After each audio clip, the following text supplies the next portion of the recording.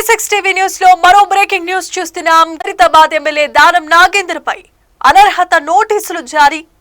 Speaker చేసిన నోటీసులకు ఇప్పటికీ వివరణ ఇవ్వని దానం. 10 మంది ఎమ్మెల్యేల అనర్హత పిటిషన్లపై స్పీకర్ విచారణ వేగవంతం.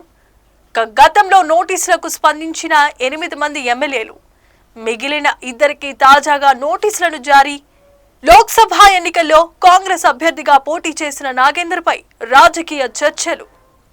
వివరణ ఇస్తే విచారణలో ఇబ్బందులు ఎదుర్కొనే అవకాశం.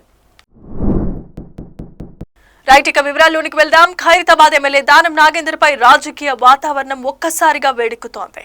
ఎమ్మెల్యే పదవికి ఆయన రాజీనామా చేయబోతున్నారనే ప్రచారం కూడా ఊపందుకుంది. బీఆర్ఎస్ పార్టీ ఫిర్యాదులపై స్పీకర్ పరిశీలిస్తున్న అనర్హత పిటిషన్ల కేసులో దానం నాగేందర్ కీలకమైన దశలో నిలిచారు. స్పీకర్ జారీ చేసిన నోటీసులకు ఇప్పటికీ వివరణ ఇవ్వకపోవడంతో కొత్తగా మరోసారి నోటీసులు జారీ అయినట్లుగా సమాచారం. సుప్రీంకోర్టు సూచనల మేరకు విచారణను వేగవంతం చేశారు స్పీకర్. 8 మంది ఎమ్మెల్యేలు తమ వివరణలను ఇప్పటికే స్వీకరించారు. అయితే దానం నాగేందర్ స్పందన లేకపోవడంతో ఆయన రాజకీయ భవిష్యత్తుపై ప్రశ్నార్థకమైన చిహ్నం పెడుతోంది. గత లోక్సభ ఎన్నికల్లో కాంగ్రెస్ తరపున పోటీ చేసిన దానం ఇప్పుడు ఈ నోటీసులకు సమాధానం ఇస్తారా, లేక రాజకీయంగా ఏదైనా కీలక నిర్ణయం తీసుకోబోతున్నారా అనే విషయం ఆసక్తికరంగా మారింది.